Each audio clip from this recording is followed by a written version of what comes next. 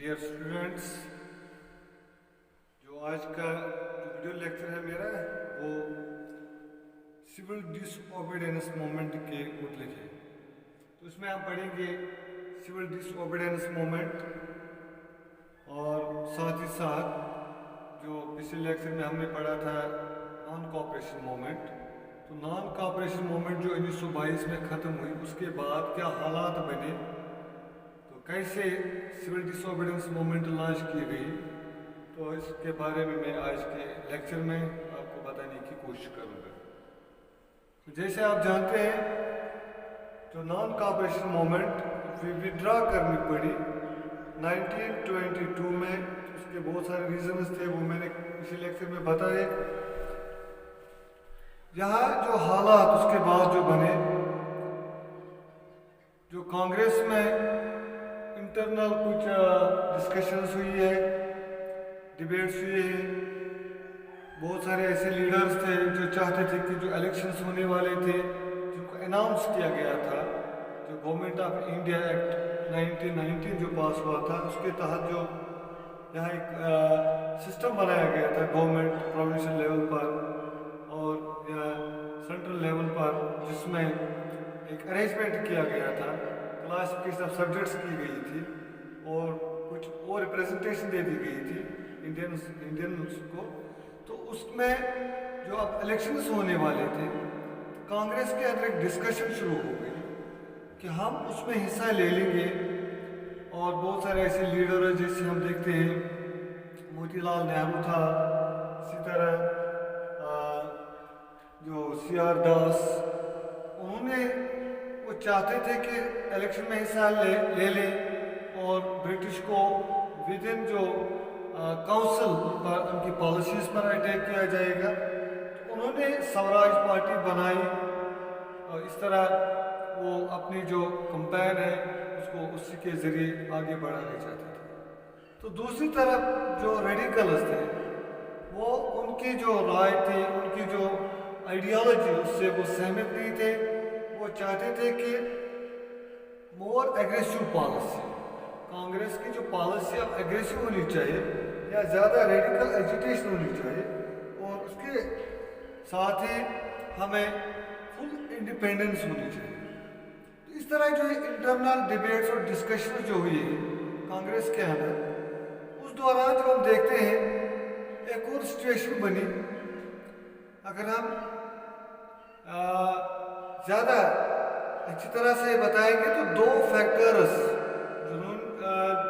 जिसने हिंदुस्तान की जो पॉलिटिक्स है इस दौरान अफेक्ट किया, उसमें एक था जो वर्ल्ड इकोनॉमिक जो डिप्रेशन हुई है या इकोनॉमिक क्राइसिस हुई है, तो उससे हिंदुस्तान के लोग भी काफ़ी बुरी तरह से अफेक्ट हुए, खासकर पीजेंट्स वर्कर्स काफ़ी अफेक्ट हुए, क्योंकि एग्रीकल्चर प्राइसेस काफ़ी डाउन हो गए, फॉल हो गए, जिसकी वजह से जो रेवेन्यू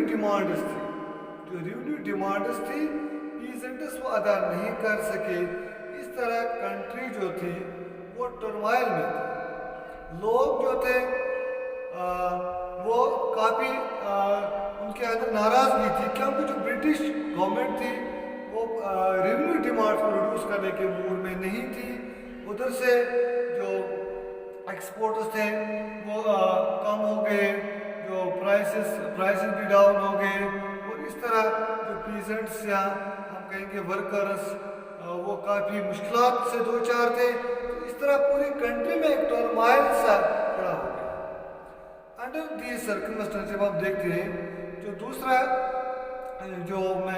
इशू आपको बताऊं, जो ये सिचुएशन जो हिंदुस्तान की बनी 30s में, तो उस दौरान ब्रिटिश ने कुछ हिंदुस्तान में कुछ राहत देने की कोशिश की। उन्होंने एक कमीशन अपॉइंट किया जिसको साइमन कमीशन के नाम से जाना जाता है। ये 1927 में बना और उसमें जो कमीशन का जो हेड था सर जॉन साइमन, तो उसी के नाम से उस कमीशन को साइमन कमीशन कहा जाता है। उस कमीशन का काम क्या था? ये कमीशन जो कि इंडिया में 1928 में आया, तो कमीशन को कहा गया कि आप इंडिया जाइए, وہاں آپ دیکھ لیجیے جو سیٹ اپ کیا گیا، جو ایک سسٹم بنایا گیا گورنمنٹ آف انڈیا ایکٹ 1919 کے تحت، تو آپ دیکھ لیجیے کہ وہ پراپرلی فنکشن کر رہا ہے یا نہیں کر رہا ہے. اگر اور آپ کچھ جو تجاویز سجیشنز ہمیں دے دیجیے اگر ضرورت پڑے. تو اس کو سائمن کمیشن کا یہی کام تھا to look into the government of India act of 1990 and to suggest measures if necessary. تو یہ کمیشن جو کہ انڈیا، جو میں نے کہا انڈیا میں 1928 میں آیا، تو کمیشن میں ایک جو ہم دیکھتے ہیں تو اس کمیشن میں کوئی انڈین ممبر نہیں تھا، سارے کے سارے یورپین تھے. دیٹ از وائی جو انڈیا کے جو لوگ تھے وہ اس کمیشن کے خلاف ہو گئے، اس کمیشن کا بائیکاٹ کیا، بلکہ اس کے خلاف پروٹیسٹ کیے اور سلوگنز ریز کیے، گو بیک سائڈ. تو یہ اس جو پروٹیسٹس ہوئی ہے اس کمیشن کے خلاف، اس میں مسلم لیگ نے بھی شرکت کی، اس میں کانگریس نے بھی شرکت کی. اس طرح جو ہر جگہ پروٹیسٹس شروع ہوئی. لیکن جو پروٹیسٹس چل رہے تھے تو ادھر سے جو وائس رائے تھا لارڈ ایرون، اس نے کیا کیا، اس نے ایک اناؤنسمنٹ کی ہے تو dominant status for India, Hindustan کے لیے ایک ڈومیننٹ اسٹیٹس، ایک ڈومیننٹ درجہ. اور اس کے لیے اس نے کیا کیا، ایک راؤنڈ ٹیبل کانفرنس کا اناؤنس کیا 1930، تاکہ جو فیوچر کانسٹیٹیوشن ہے اس کے بارے میں ڈسکس کیا جائے. لیکن اب چونکہ اس چیز نے جو ریڈیکلس، جیسے میں نے ابھی کہا کہ ریڈیکلس وہ چاہتے تھے فل انڈیپینڈنس، اب وہ کسی ڈومیننٹ اسٹیٹس کے موڈ میں نہیں تھے، وہ چاہتے تھے کہ فل انڈیپینڈنس مل جائے.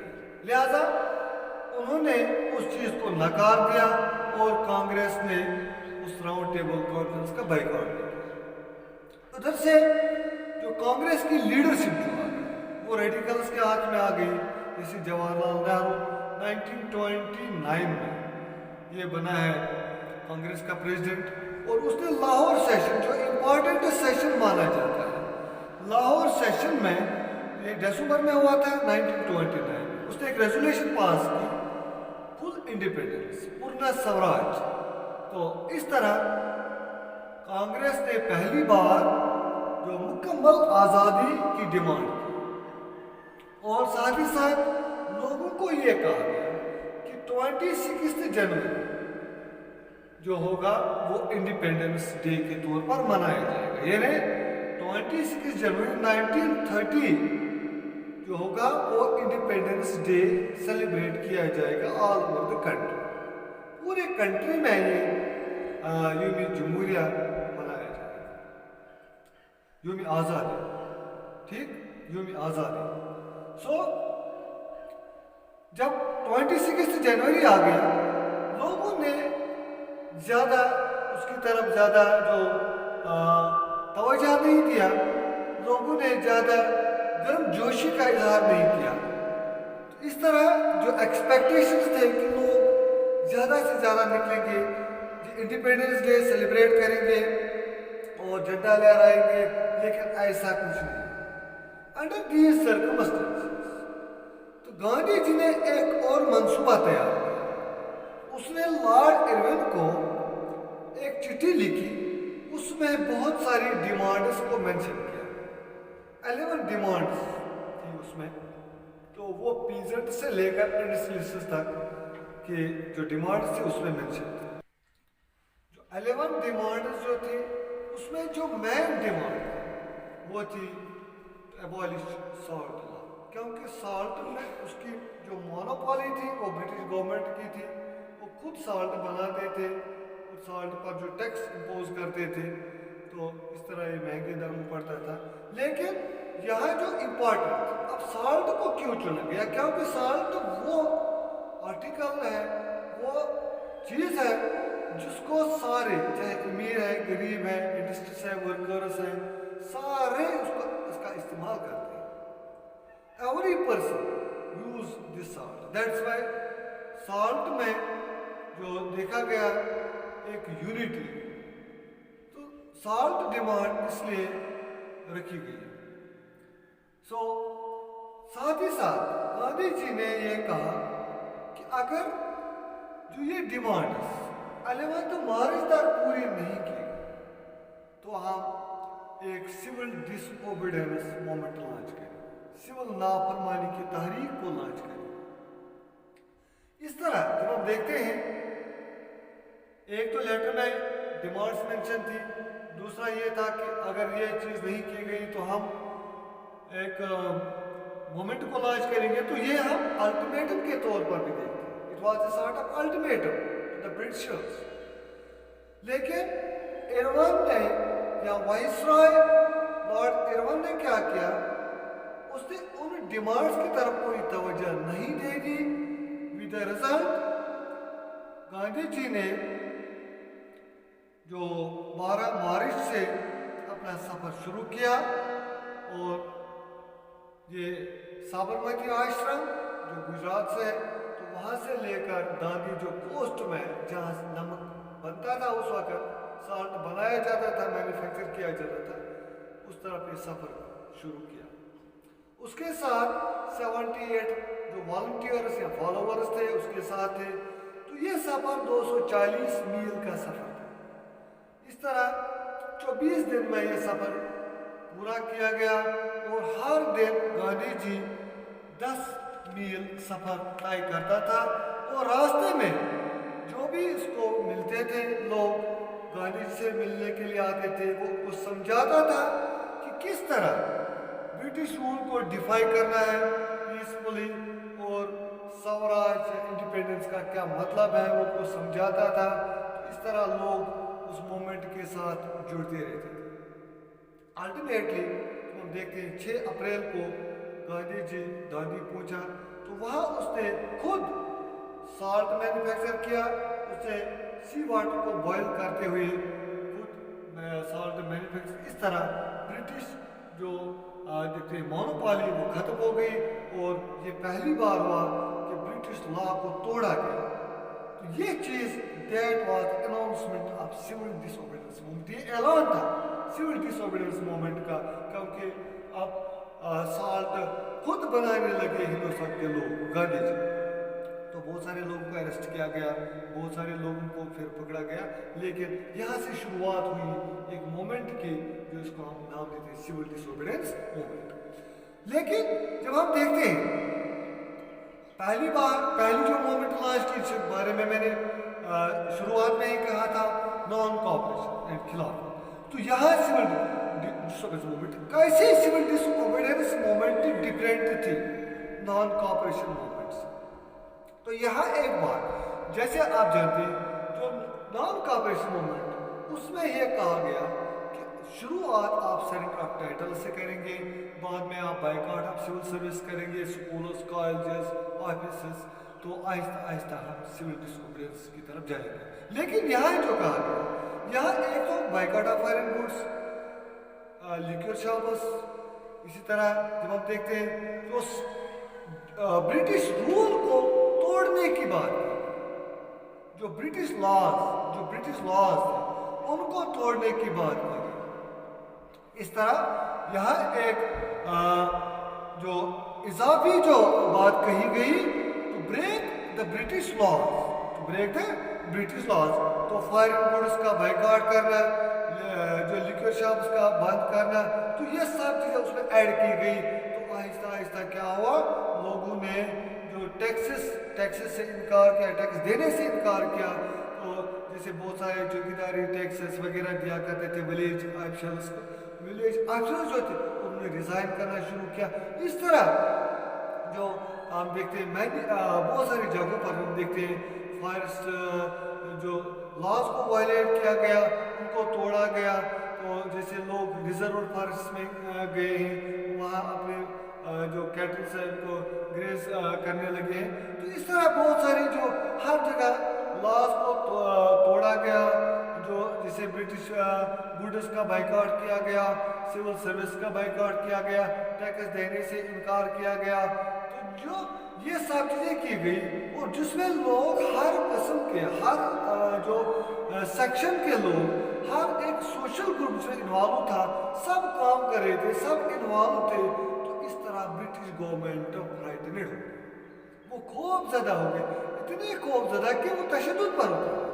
جیسے ہم دیکھتے ہیں جو پشاور میں جو اس مومنٹ کی لیڈ کر رہے تھے خان عبدالغفار خان, تو اس میں وہاں جو بہت سارے لوگوں کو اس کو بھی اریسٹ کیا گیا, اور پھر وہاں جو پروٹیسٹرز تھے انہوں نے وہاں آرمر کا سامنا کرنا پڑا. اس طرح بعد میں جو اسی مہینے کے بعد میں گاندھی جی کو بھی اریسٹ کیا گیا.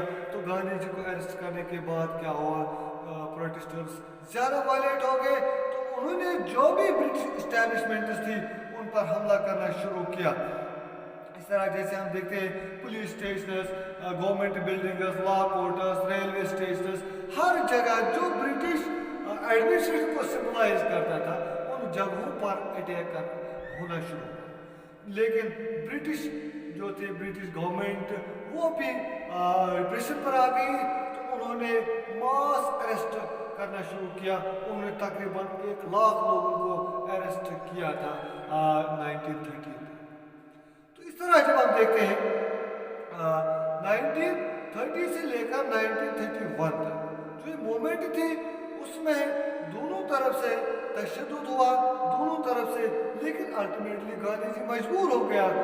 لارڈ ارون تھا وائس رائے, اس کے ساتھ ایک سمجھوتا کرنے کے لیے, تو جس کا ہم نام دیتے ہیں گاندھی ارون پیکٹ. تو گاندھی ارون پیکٹ 1931 میں جو سائن ہوا 5 مارچ یعنی 5 مارچ 1931 کو گاندھی ارون پیکٹ سائن ہوا. اس پیکٹ کے تحت کیا ہوا, تمام جو قیدی تھے ان کو رہا کیا گیا, اور گاندھی جی نے یہ اب انہوں نے مان لیا ہے کہ میں جو second round table conference London میں ہونے جا رہی تھی تو اس میں شرکت کروں گا. اس طرح گاندھی جی ایگری ہوا کہ میں سیکنڈ راؤنڈ ٹیبل کانفرنس میں شرکت کروں گا. تو جب ہم دیکھتے ہیں 1931 میں جو لندن میں دسمبر 1931 میں جو second round table conference London میں ہوئی, تو وہاں بہت سارے ڈسکشنز ہو گئے, لیکن کوئی فائدہ نہیں آیا. کوئی جو کانگریس کی جو ڈیمانڈ تھی وہ پوری نہیں کی گئی. دیٹس وائی گاندھی جی جو واپس آ گیا وہ ڈس اپوائنٹ ہو کے واپس آ گیا, مایوس ہو کے واپس آ گیا ہندوستان. تو اب اس نے 1932 میں دوبارہ مومنٹ کو لانچ کیا, لیکن جب دوبارہ مومنٹ لانچ ہوئی تو لوگوں نے اس میں اچھی طرح سے جو شرکت نہیں کی جیسے پہلے انہوں نے کیا تھا فرسٹ فیز میں 1930 میں. تو جب 1932 میں دوبارہ لانچ کی گئی تو لوگوں نے اس طرح سے جو جوش اور ولولہ نہیں دکھایا, تو الٹیمیٹلی یہ مومنٹ 1934 میں پھر کال آف کرنی پڑی. لیکن جب ہم دیکھتے ہیں یہ مومنٹ جو تھی یہ مومنٹ ود آؤٹ رزلٹ ختم ہو گئی. جیسے نان کوآپریشن کو ہم دیکھتے ہیں تو کوئی رزلٹ نہیں.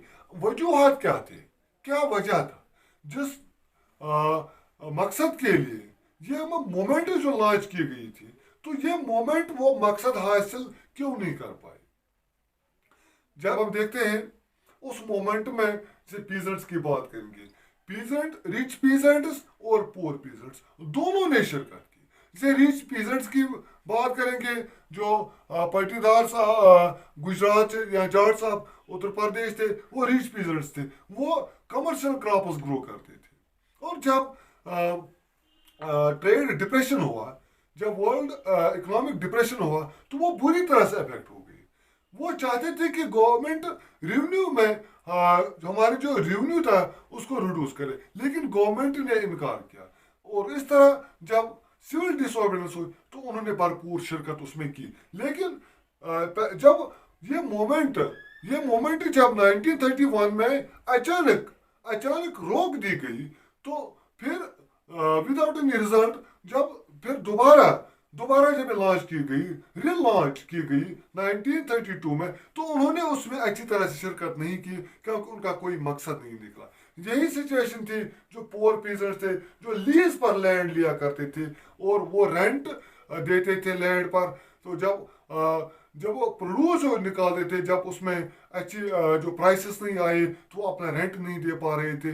दैट्स वाई उन्होंने क्या किया, उन्होंने पहली बार तो शिरकत की थी, तो दूसरी बार उन्होंने शिरकत नहीं की। और गांधी जी भी नहीं चाहता था कि उनकी रिलेशन जो कांग्रेस से थी वो अच्छी नहीं थी, क्योंकि गांधी जी उनकी तरफ या कांग्रेस उनकी तरफ ज़्यादा तवज्जो नहीं दे रही थी। तो तीसरा जो था बिजनेस क्लास, बिजनेस क्लास जो था, इन्होंने इंपॉर्टेंट रोल अदा किया। उन्होंने, जैसे मैंने पिछले लेक्चर्स में भी बताया, जो हिंदुस्तान के जो ट्रेडर्स थे, इंडस्ट्रियलिस्ट थे, उन्होंने वर्ल्ड वार फर्स्ट के दौरान काफ़ी प्रॉफिट हासिल किया था, काफ़ी प्रॉफिट, क्योंकि उन्होंने अपने ट्रेड को काफ़ी एक्सपेंड किया था। उन्होंने जो यूरोप तक अपने ट्रेड को एक्सपेंड किया था, और यहाँ भी उन्होंने जहाँ बहुत सारे जो इंडस्ट्रीज इस्टेब्लिश की थी इंडिया में। तो इस तरह उन्होंने जो इंडिया की ट्रेड वो काफ़ी फ्लोरिश हुई थी 19 जो जब हम कहते हैं 1914 से लेकर 1913 तक 30 तक काफ़ी फ्लोरिश हुई थी। तो उन्होंने जो हिंदुस्तान के इंडस्ट्रीज थे, उन्होंने जो Indian chamber of commerce and industries जो बनाई थी फीकी 1927 में। तो इस तरह जो इंडस्ट्रीज उसमें पुरुषोत्तम दास, Thakur Das and G D Birla वो प्रोमिनेंट इंडस्ट्रियलिस्ट थे। तो उन्होंने जब वर्ल्ड वार ख़त्म हुआ, क्योंकि वर्ल्ड वार के दौरान उन्होंने काफ़ी ज़्यादा प्रॉफिट हासिल किया था। जब वर्ल्ड वार ख़त्म हुआ, जब ब्रिटिश इंडस्ट्रीज को रिलोकेट करना शुरू किया, तो उनकी जो प्रोडक्ट्स थे उन पर ज़्यादा इंपोर्ट ड्यूटीज लगा दी गई थी। तो इस तरह अब उनकी जो ट्रेड थी वो आहिस्ता आहिस्ता श्रिंक हो रही थी। दैट इज़ वाई वो चाहते थे कि हमें ज़्यादा से ज़्यादा कंसेशंस मिले अपने ट्रेड को आगे बढ़ाने के लिए। तो वो कॉलोनियल गवर्नमेंट जो उनकी डिमांड्स थी कि कॉलोनियल गवर्नमेंट जो थी वो हमें ज़्यादा कंसेशंस दे, लेकिन उन्होंने ऐसा नहीं किया, बल्कि उन पर ज़्यादा जो इंपोर्ट और एक्सपोर्ट ड्यूटीज लगाई थी। तो दैट्स वाई उन्होंने कांग्रेस का साथ दिया सिविल डिसोबीडियंस के पहले स्टेज में, बल्कि उन्होंने फाइनेंशियली जो मदद किया है कांग्रेस को। और जब दूसरा स्टेज हुआ तो उन्होंने अच्छी तरह से उसमें शिरकत नहीं की, क्योंकि वो समझते थे कि अब जो है वर्कर्स और इंडस्ट्रीज के बीच में आपसी टकराव होगा और हमें कोई राहत नहीं मिलेगी और तशद्दुद होगा और ज़्यादा देर तक ये मोमेंट जो चलेगी, तो उससे हमें जो ट्रेड में नुकसान होगा। दैट्स वाई सेकंड स्टेज में उन्होंने भी उस तरह शिरकत नहीं की। तीसरा ही जो हम देखते हैं जो लिमिटेशंस, यही हाल अगर हम देखें यहाँ मैं आपको बीच में बताऊँ, औरतों का भी हाल था। उन्होंने भी मोमेंट्स में काफ़ी जो शिरकत की थी, चाहे नॉन कॉपरेशन चाहे सिविल डिसोबीडियंस, लेकिन बिसाइड्स दैट उनकी जो पोजीशन थी वो काफ़ी कम थी, उनकी बल्कि कोई हैसियत ही नहीं थी मूवमेंट में, उनको ज़्यादा वेटेज नहीं दिया गया था। दैट्स वाई वो भी उन्होंने भी ल्यूकवार्म रेस्पॉन्स फिर दे दिया। तो तीसरा जो था, जब हम देखते हैं जो उस मोमेंट्स में कुछ लिमिटेशंस जो थी, जैसे मुस्लिम्स या दलित्स की जो ग्रीवेंसेस थी, जैसे दलित्स जिनको गांधी जी ने हरिजन्स का नाम दिया था, तो उनको उनकी शिकायत थी कि हमें रिजर्वेशन दे दिया जाए, हमें पॉलिटिकली एम्पावर किया जाए, हमारे लिए कुछ रिजर्वेशन रखी जाए ताकि हम अपने आप को एम्पावर करेंगे। तो उसको लेकर उनकी ग्रीवेंसेस थी। उनका जो लीडर था B.R. अम्बेडकर, जो उसने डिप्रेस्ड क्लास मूवमेंट जो चलाई है, तो उसके जो डिमांड थी कि हमको जो रिजर्वेशन दे दी जाए।